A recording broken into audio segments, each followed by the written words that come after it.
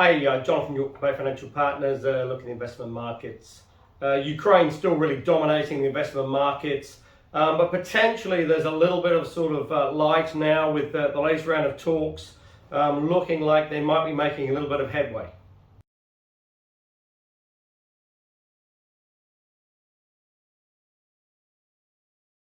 Now that comes on the back of apparently President Putin saying it's now the sort of first stage of the sort of special military operations has really been completed, and that's really around the sort of eastern region in Ukraine of Donbass.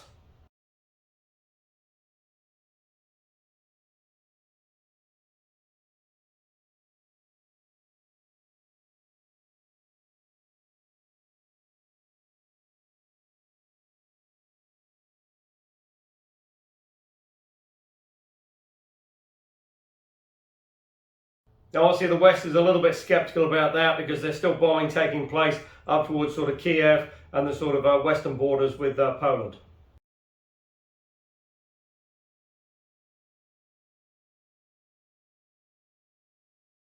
But as well, if you're maybe cynical, it's potentially a way that sort of Putin can sort of extract himself from this sort of mess by trying to save a little bit of face, because certainly the Russian forces, while heavily outnumbering the Ukrainian forces, really haven't made much headway in the last week.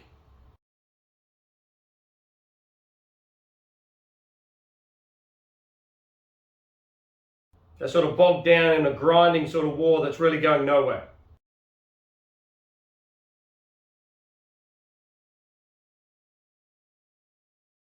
And all the time that is sort of more embarrassing and frustrating for President Putin.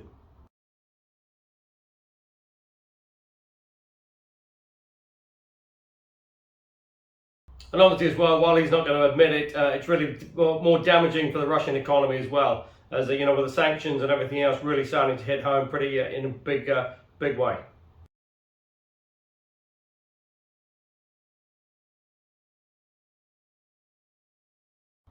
So if we are starting to see a little bit of headway being made on potential sort of peace talks there, the US will start focusing back on its sort of economy now, which is still really pretty strong. Obviously, the Fed has indicated they're looking at sort of increasing rates this year, and it's just going to be very interesting to see the latest jobs data which comes out on Friday.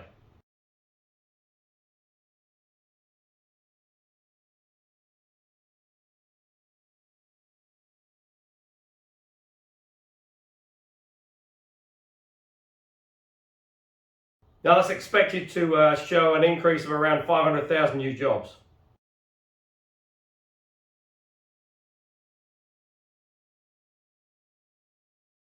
Now, obviously, if that is the case, you know, the economy is still pretty strong. So, you know, certainly interest rates are going to have to increase because you've still got pretty major inflationary pressures out there.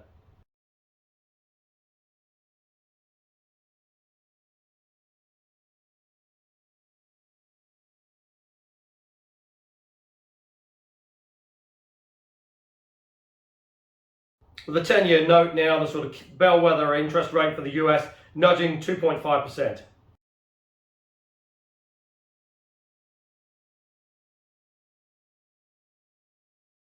That's starting to have a little bit of an impact on the housing market. US mortgage rates now around 20% higher than they were 6 months ago.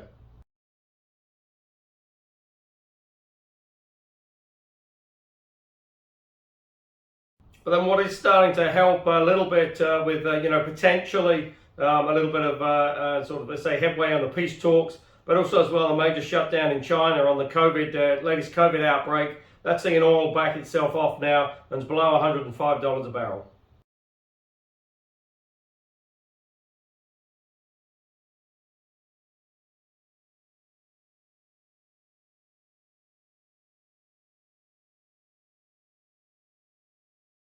In the UK, some of the fines being issued for the lockdown parties that took place during the lockdown over the COVID restrictions. But amazingly, Boris Johnson has managed to avoid a fine.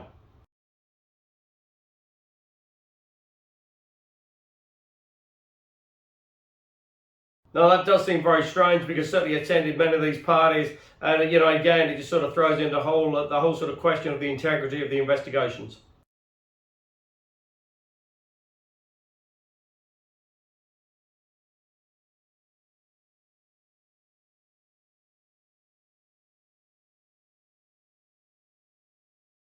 Now, the EU is facing a major refugee crisis with people flooding out of Ukraine as the sort of war continues.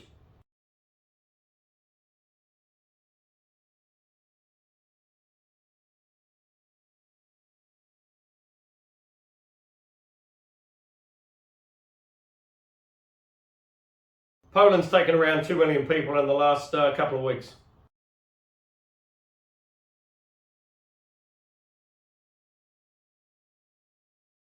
And all the time while you've got this sort of, this refugee crisis sort of taking place, you've still got COVID sort of bubbling away in the background. Germany is having as many as 200,000 new cases a day.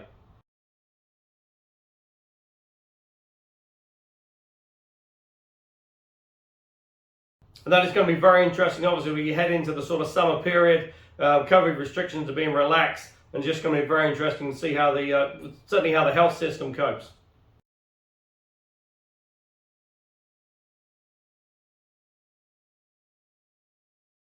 Because certainly with the inflationary pressures still rampant in the EU, it's just really putting further pressure on households.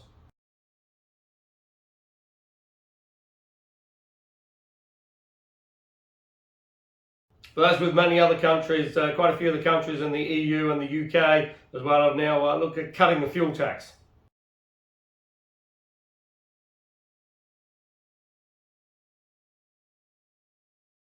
Close at home, and the Australian budget is really again trying to help with this sort of rising cost of living out there.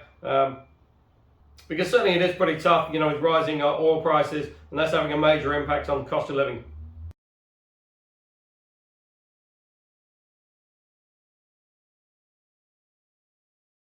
But overall in Australia, with the borders being open now for the last sort of 4 to 5 weeks, and potentially you're starting to see a few more travellers sort of arrive, tourists starting to pick up. You've got cruise ships coming through in April, and that really should give a further little boost to the Australian economy.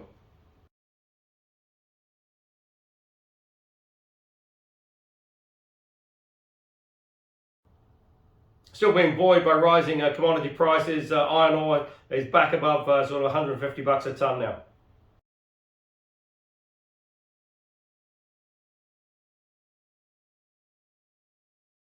So that's certainly all good news, and it's just going to be interesting now to see when the RBA finally does sort of pull the trigger and look to increase interest rates.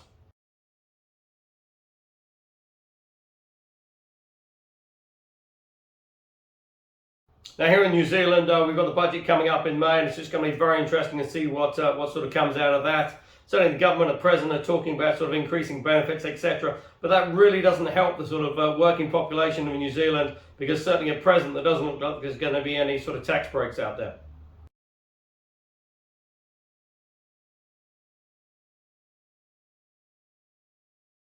That's just putting further pressure on the government.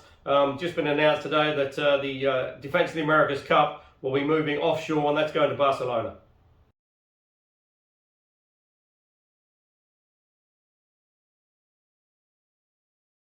And that's another blow to the Auckland economy.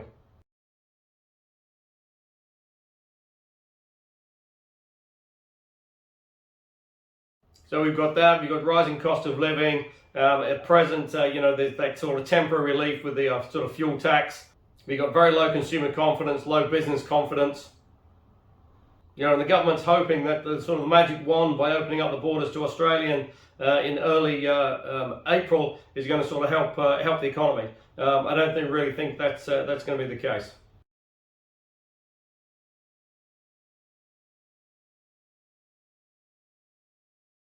And also as well this year, we got around 50% of the mortgages will be refixed.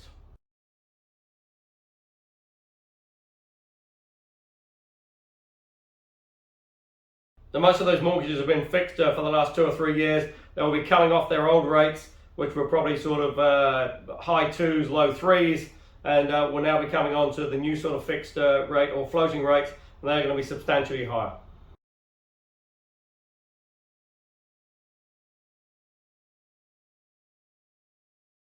So again, that's a further tightening for the economy.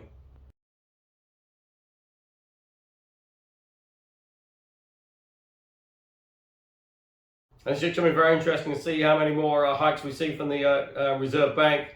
because potentially you could make a case, given the low consumer confidence, low business confidence, a sort of falling housing market as these interest rates start to bite, and the sort of mortgage refixes come through, potentially you could make a case for a rate cut toward the end of the year.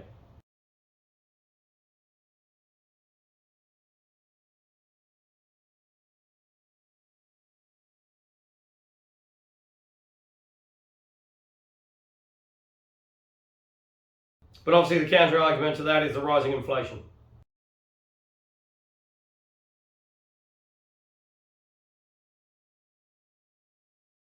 A good time to check those KiwiSaver balances to make sure you made enough contributions to get the maximum government contribution. Remember that has to be done by the end of June.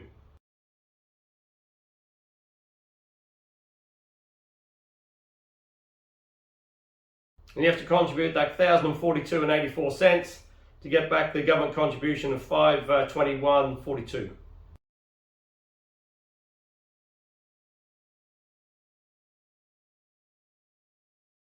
So if you are looking for income options out there, it is still pretty tough in the fixed interest environment. But if you are looking for income options, go to the website www.bayfinancialpartners.co.nz for lots of interesting articles, and we look forward to speaking to you soon.